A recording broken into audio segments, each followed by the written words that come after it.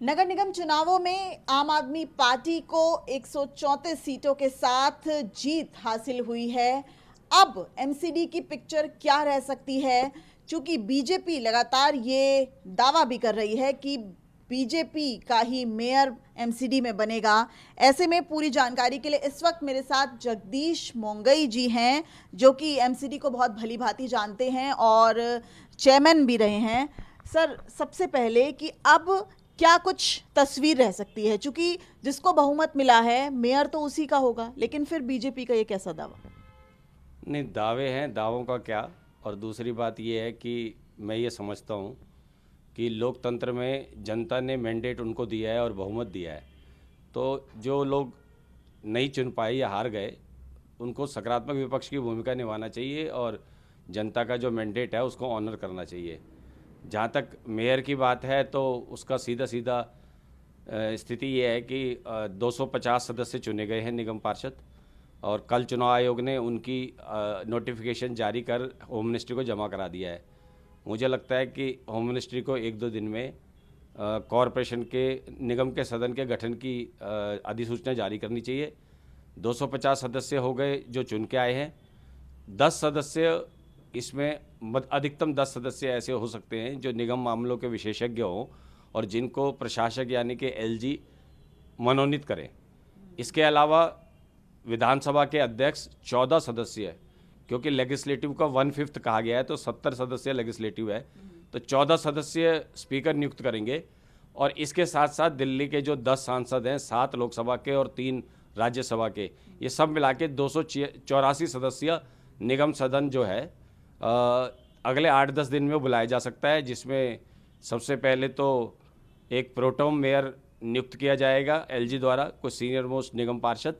वो सभी सदस्यों ये को, कौन सी पार्टी का होगा? वो अमूमन तो जो सीनियर मोस्ट होता है उसको करते हैं। जैसे इसमें मुकेश गोयल 6 बार जीत चुके हैं, तो मैं यानी समझता हूँ जिस पार्टी की बढ़त है उसी पार्टी ना ना ना, वो सीनियर मोस्ट होता है, उसका काम सिर्फ प्रेजाइड करना होता है। वो सभी सदस्यों को शपथ दिलाएगा, उसका दलीय व्यवस्था में कोई मतलब नहीं है।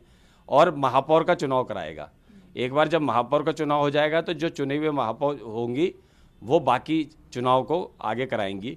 ये एक प्रक्रिया है मोटे तौर पर, और मैं समझता हूँ कि 1-2 दिन में इसकी शुरुआत हो जानी चाहिए। सर, जो एलजी 10 सदस्यों को नॉमिनेट करेंगे वो कौन सी पार्टी के होंगे?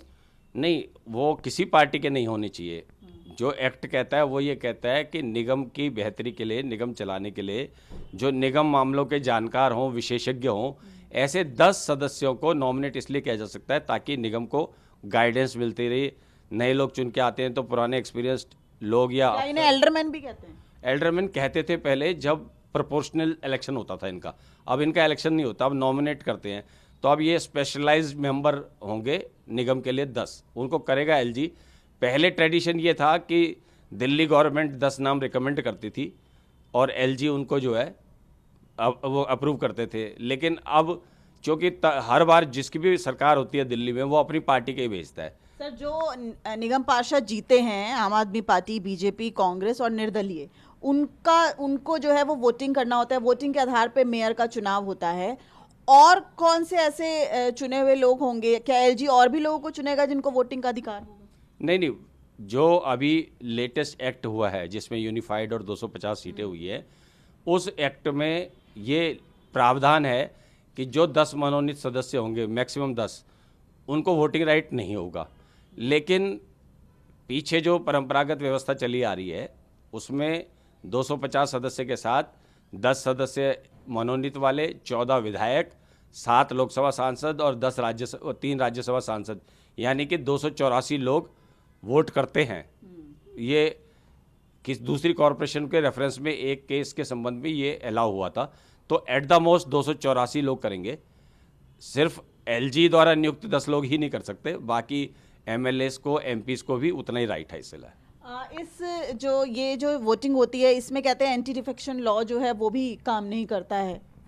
देखिए, एंटी डिफेक्शन लॉ तो लागू नहीं होता, लेकिन जहां एंटी डिफेक्शन लॉ लागू होता भी है विधानसभाओं में, तो हमने पिछले कुछ दिनों में देखा है कि एंटी डिफेक्शन लॉ को तोड़ने के तरीके तो 20 ही है। इसलिए एंटी डिफेक्शन लॉ बेसिकली एक मॉरलिटी है, और एंटी डिफेक्शन लॉ लागू हो या ना हो, पार्टी का व्हिप लागू, पार्टी जो है आदेश देती है और आप उस पार्टी में हो तो जाहिर तौर पर आप वोट दोगे। ये ठीक है कि सब जगह वो पार्लियामेंट हो, विधानसभा हो, निगम हो, सीक्रेट बैलेट से होता है और सीक्रेट बैलेट में कई बार हेर फेर तो हो जाता है। पिछली बार तो अभी पीछे 5 साल बीजेपी की रही, लेकिन नरेला जोन में और हाउस में बीजेपी के ही लोगों ने क्रॉस वोटिंग कर दी, जिसमें 2-3 लोगों को पार्टी से निकालना पड़ा। सर एक चीज बताइए, एमसीडी में जो मुख्यतः अभी जो तस्वीर दिख रही है, 134 चूंकि आम आदमी पार्टी के हैं, तो सीधा सीधा ऐसा लग रहा है कि उनका ही मेयर बनेगा, जिसका बहुमत है उसका मेयर बनेगा। लेकिन और कौन कौन सी ऐसे पावर्स हैं जिस पर बीजेपी अपना कब्जा जमा सकती है? जैसे उनका कहना है कि दिल्ली में 12 जोन है, तो 4 जोनों के थ्रू वो एमसीडी में एंटर कर सकते हैं। देखिए, बीजेपी या आपका विषय है ही नहीं इसमें। इसमें क्या है कि लगभग 40 चुनाव होने हैं। मेयर का चुनाव होना है, डिप्टी मेयर का चुनाव होना है, स्टैंडिंग कमेटी के 6 मेंबर का हाउस से चुनाव होना है। इसी प्रकार 12 जोन है, 12 जोन में 3 चुनाव होने हैं, जोन चेयरमैन, डिप्टी चेयरमैन और standing committee member for the house. इसी प्रकार जो एजुकेशन कमेटी है, जो अपॉइंटमेंट कमेटी है, रूरल कमेटी है, वर्क्स कमेटी है, एग्रीकल्चर वो हॉर्टिकल्चर है, सैनिटेशन है, तो सारी कमेटियों के चुनाव होते हैं। तो एक तरीका तो ये है कि सब चुनाव कराते रहो। दूसरा ये है कि कॉरपोरेशन में पिछले 60 सालों में ये एक अंडरस्टैंडिंग रही है कि जिसके जितने मेंबर हैं उसके उतने सदस्य चुन लिए जाते हैं। अब जैसे स्टैंडिंग कमेटी में 6 मेंबरों का चुनाव हाउस ने करना है, तो एक 42 पर 1 चुना जाना है अप्रॉक्स। तो 42 पे 1 चुना जाना है, तो सीधे तौर पर 2 तो बीजेपी के आ ही जाएंगे, 3 आपके आ जाएंगे। अब 1 का है तो मिली जुली खिचड़ी करके भी कर सकते हैं। दूसरी सबसे बड़ी बात क्या है कि ये कुछ लोगों ने अति उत्साह में ये स्टेटमेंट दे दिया कि मेयर हमारा ही होगा, ये होगा। वो ये मान के चलते हैं कि 134 तो आपके हो गए, कांग्रेस के 9 जो चुने गए हैं, जिसमें से 7 मुस्लिम कैंडिडेट चुने गए हैं, वो भी बीजेपी के साथ आ जाएंगे। 3 जो इंडिपेंडेंट चुने गए हैं वो भी बीजेपी के साथ आ जाएंगे।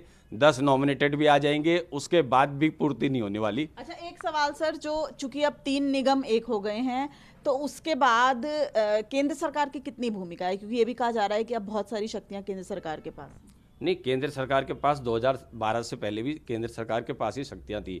और शक्तियां का अर्थ जो है, नहीं, जो एमसीडी का बजट होता था वो तो दिल्ली सरकार रिलीज करती है। नहीं, पहली बात तो बजट कोई नहीं होता है, शेयर होता है। और एमसीडी दिल्ली सरकार से जो हासिल करती थी वो 2 हिस्से थे। 2012 में, 2012 से पहले सेंटर के पास था।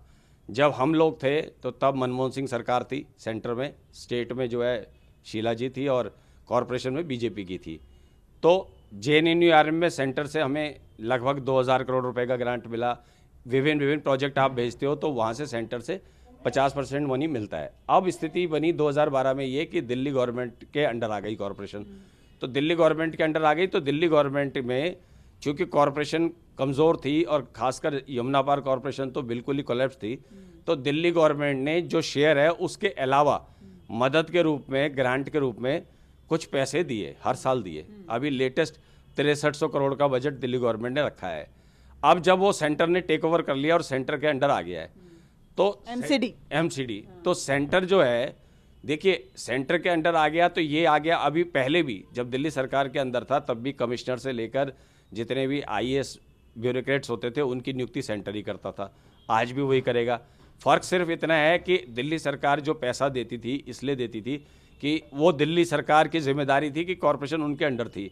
अब दिल्ली सरकार अगर उससे पल्ला झाड़ भी दे तो सेंटर अधिकार तो मिले, लेकिन सेंटर को कर्तव्य भी कराना पड़ेगा कि फाइनेंशियल जो पीछे का बैकलॉग है लगभग 15,000 करोड़ का, उसको सेंटर को मदद करनी तो पड़ेगी। दिल्ली का जो मेयर है वो कब तक दिल्ली को मिल जाएगा?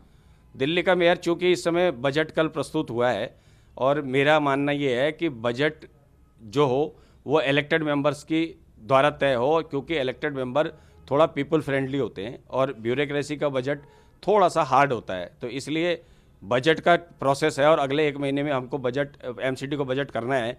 तो मुझे लगता है अगले 10 दिन में अगर कॉरपोरेशन का गठन हो जाएगा तो स्टैंडिंग कमेटी चेयरमैन और हाउस जो है बजट को अप्रूव करके अपने हिसाब से, जनता के हिसाब से, और जो सरकार आ रही है, जिनका बहुमत आया, उन्होंने जो वादे किए हैं उसके अनुरूप बजट का रख सकेंगे, बजट पारित कर सकेंगे। इसलिए मुझे लगता है कि 10-12 दिन में ये चीज़ें हो जानी चाहिए।